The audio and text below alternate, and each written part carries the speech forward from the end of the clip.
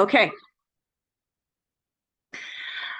Hello, my lovelies. It's Coach Shelley, the natural entrepreneur, here live in the Body, Mind, and Soul Connection Network. And guess who I have? Paul Kellogg.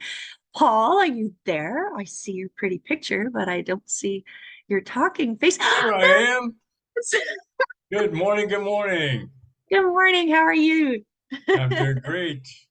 Good, good. I'm so excited, you guys, because Paul is an intuitive coach with Soul to Soul Living, and he is here to just chat with us about some of the things he does because they're fantastic and definitely aligned with what this group does. So, Paul, can you tell us a little bit? You're an intuition coach. Is Right. that what you call yourself? So tell me a little bit about intuition and how you see body and soul, how it connects. Sure, Michelle. When I was young, I was very intuitive. I could sense things that would happen. I would tell my parents about.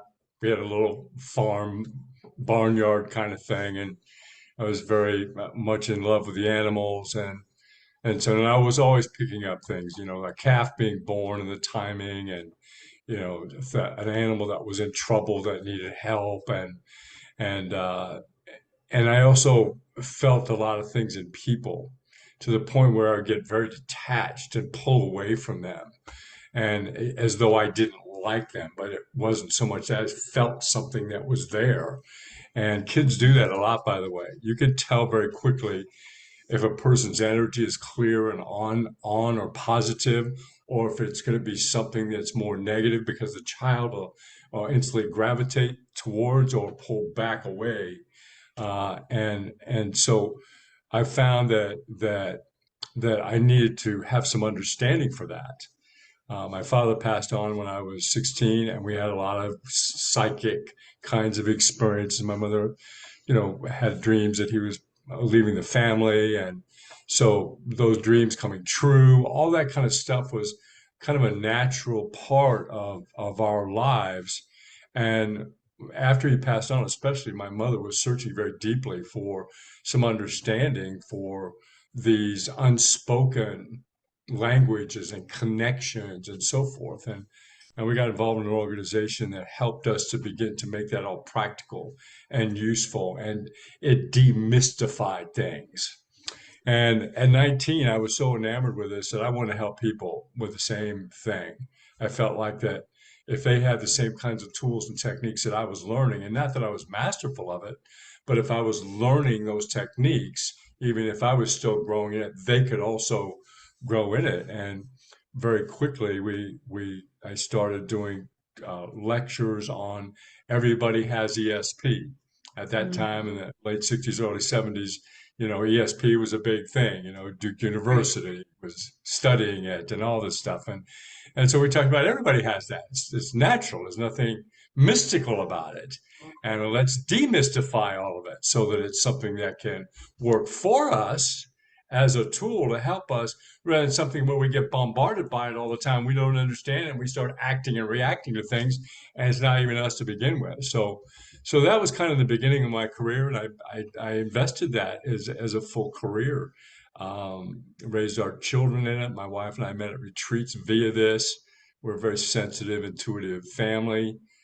Feel and pick things up from each other all the time, and know how to connect because of that, and help each other because of that. So that's been my awareness, and because of the nature of all that, it became a spiritual orientation too. In other Mm. words, and then we could talk about that here in just a moment, but it became a bigger picture of me as a soul of energy and life force, and that's what creates the intuitive powers that we have. So that was kind of the beginning of it.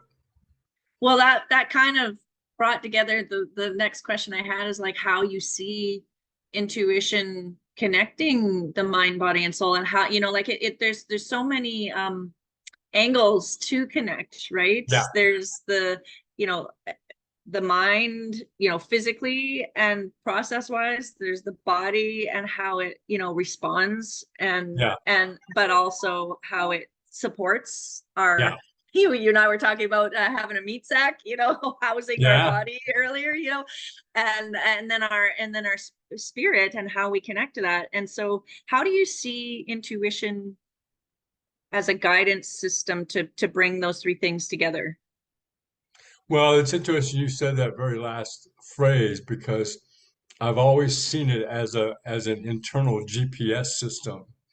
It's a positioning system of energy to help us know where we begin and end all the time, to know where my pivot point is. Here's where I'm standing. Here's what I need to respect about myself. And then because I'm clear here, now I can better be aware of what's out there. So Right. much of the time we're looking outside at what's happening and so on, the traffic, and so we lose ourselves in all that. So Right. I go back to some basics. Number one is that everything in the universe is energy. And it doesn't make any difference what you call it. You call it God, call it the universe, the cosmos, the higher power, whatever it is, everything is energy. And all that energy is constantly interacting together and with each other. That's why some people feel astrology is so dynamic, it's hard to prove it. But it just makes sense that the moon is going to affect the earth and that the sun has actions that happen, that affect our planet. And now they've got dark matter that they've figured out is out there that they didn't know before. So everything interacts together. And so the soul or that life force is an aspect of that energy. And we're at one with all the rest of the energy of that universe. Right. So I have the qualities of what that universe is because I'm already a part of it. That Okay. means that I have all the wisdom of that universe right at my disposal because I'm already a part of it. So I don't have to go and there's nothing wrong with going to a psychic or a reader or anybody, a healer or anything. But my question is, what do you do between the appointments? How do you make it useful all the time, right? So Right. that's our work is to help people connect that Mhm. energy with what's happening to them in their entire world. So Pragmatically, day to day, managing the stuff and all the things, so right? yeah, and so you and I've talked about this before. So one of the basic concepts for me that I live by is that planet Earth is a great school. And the University of Planet Earth, and souls come here to learn and grow and master being in this kind of world, to learn to be more loving, to learn to be more patient, to learn to be more organized, those kind of energetic values that help us rise up. And you can see it in everybody. You can see it in you and me. As we've learned and grown, we get more patient, which helps us connect better with our family, and all that. So it's a great school. And one of the most important things about that school is if I can find the value in my experiences, if I can find so there's the mind, I've got this energy, I've got this spirit, I've got this heart, this desire, this growth, this direction. If I here's the mind part, if I can look at the facts and the common sense of what I'm going through, what I'm experiencing, what's the value of that experience, even if that was a tough experience. You've heard me say it. What did I learn today about that? What would I do differently? And what was positive or good, even if it was a rough day at work, but I enjoyed my lunch or I enjoyed the conversation at the water cooler with that particular person that I haven't talked to that much.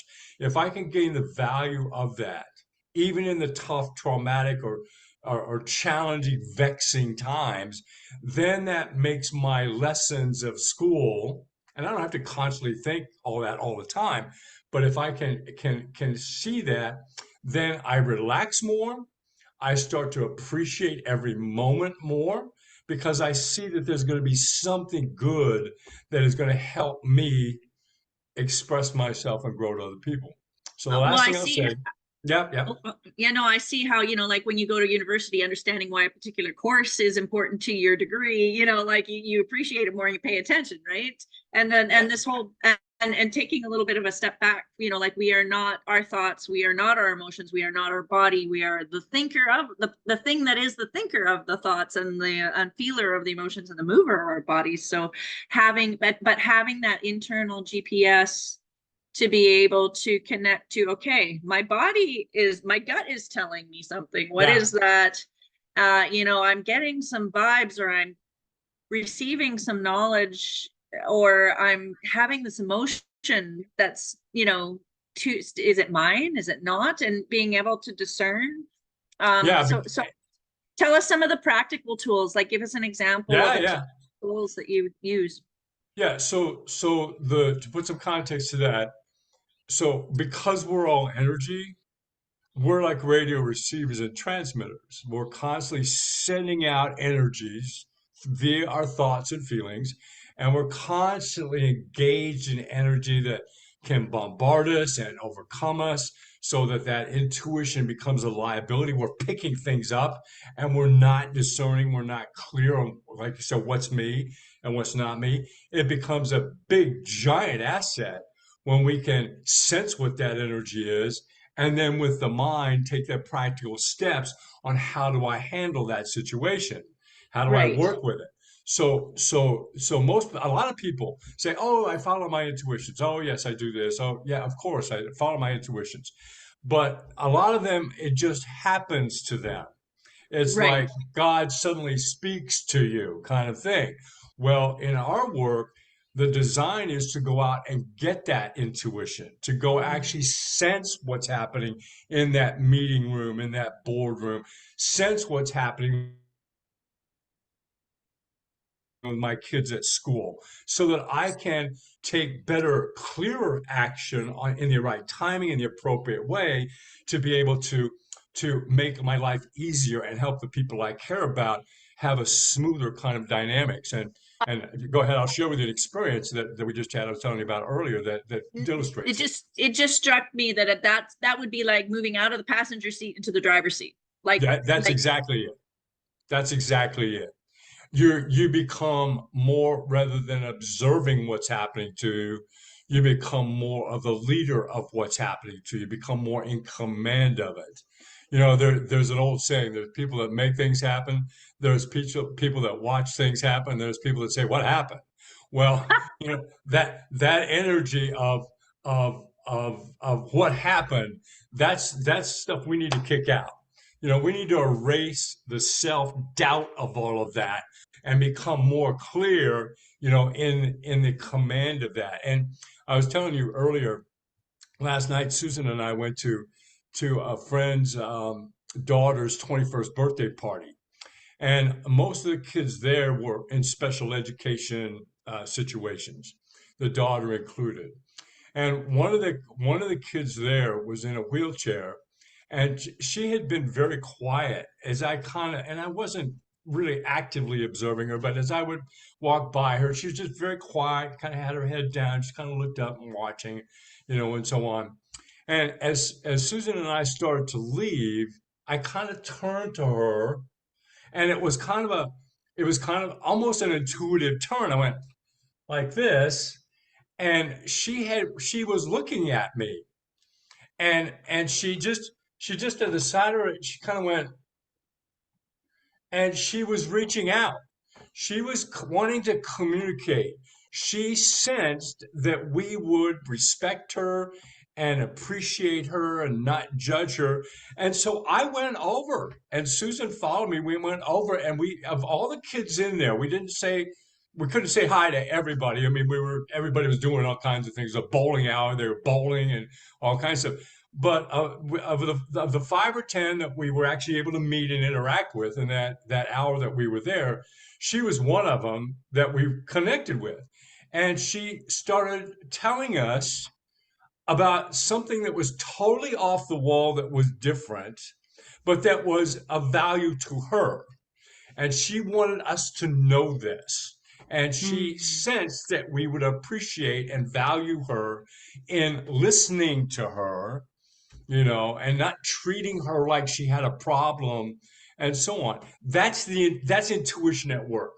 She mm, sensed us, we sensed her. There was that connection there, and people can do that all day long if they would quiet themselves, take some deep breaths and relax. And we work with a lot of relaxation, inner peace style techniques, because the more I'm relaxed here, the louder that voice gets, and the softer the outer This isn't logical, this isn't rational. The second guessing, the softer and more in the background that gets, and actually it quiets, and then the mind starts to put facts towards how to make what I'm picking up something that I can navigate and be useful in. I Right. need to drive a different way to work this morning because I sense something's happening in the highway. That's really cool because essentially what that enables is you to fulfill your function in the universal clockworks, right? Because you are tuning into what's happening, and then you're using your canoodle here to put the things in its proper function, Yeah, to solve the problems, to do the thing that you're led to do that's connected to your purpose. So you need that's the you need the balance there. You need this ball here. You need this half of the intellect or the conscious mind to help you navigate things on planet Earth. And that's all governed by the concepts. And our emotions actually sit in here. It's how we are taught we should feel. It's how we're taught we have to right. react to something. It's the The moral programming, issues. It's all right? that programming of the computer, right? This half is that true feeling half. It's that childlike part, the desires. It's where that psychic awareness, where that intuitiveness speaks through. It comes through that energy. And then we use this to help define it and organize it. And actually, here, there's several different ways that you can interpret energy. Energy is just energy. So that when energy comes to you, you can put a thought to it. In the metaphysical circles, they call that clairaudience. You can put a vision to it, thinking in pictures. That's clairvoyance, clear seeing. You can know it, which is kind of a clairsentient. You're aware of it, and or claircognizance, I mean. And then this clairsentience, you just feel the vibes of it. And we help people define how they do that so they don't Mhm. have to doubt what it is they're picking up. They're different, from everybody else. Well, and I don't mind sharing that I've done profiles with you, and Mhm. done figured out that I'm the one that's sort of like the knowing The one, prophetic and part, yeah. yeah, and then it if you have that self-doubt, that like something will come to you and then you dismiss it, and then it blocks you from like your proper pathway. So I understand that you have a workshop coming up on self-doubt. How tell us about that and what that's going to be like, and how people can register for that. Yeah, well, it's going to be March 5th, Tuesday evening, March 5th, 8 p.m. Eastern time. Okay. And you're actually putting together a funnel for us for that. One of the things, guys, if you're listening to this and you haven't connected with Michelle on the natural entrepreneur business, she's a master at helping to get that business side of helping you create a presence out there in the world with that. So they can look for that funnel coming up, and then also soul2soulliving.com will have a page up there that people can register for. It's a free masterclass, lasts for about 45 minutes or so. We actually did one, Michelle, that you were in, and we demonstrated. It wasn't cool. We demonstrated intuition at work, helping ourselves, but also using our intuitions to help other people. So there were I think six or eight people there, and we were all getting intuitive impressions for each other. And it was kind of magical. People finding you very unique words. I remember one lady, somebody gave her the word feisty. And she went, "Oh, what's that about?" I'm not sure I relate to that, but we kind of coached it, talked about it. Oh yeah, the spices of life. Oh yeah, I do like to have things, created. And it was very revealing and fun and dynamic. And that's intuition at work. When you don't second guess it, you just let it come out. Because sometimes there's magic.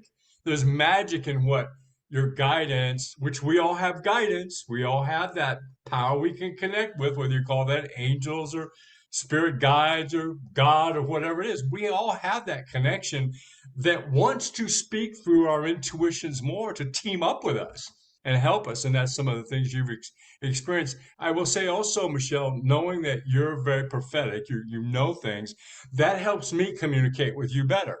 Right. That helps me respect you more and your take on life and vice versa. And with my daughter Sandra and I, who've been working closely with, we're very intuition oriented. We think things through. We hear the thoughts. We've got to have the facts. Michelle, slow down for just a minute.